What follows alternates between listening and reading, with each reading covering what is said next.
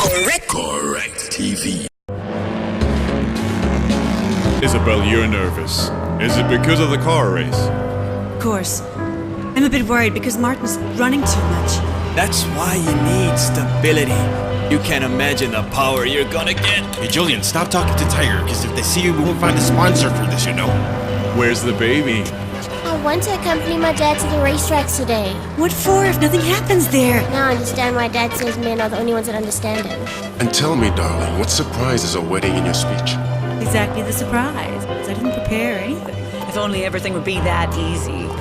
The perfect man showed up at your door. Morning. Don't worry, Flora. I'm used to women ignoring me, you know? It happens a lot.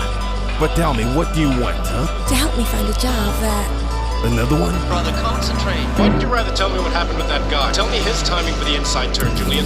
Martin, 2.38 and 200s. We've moved back or what? Don't you understand we have to win this pool, Martin? Martin? Make me the happiest man in the world.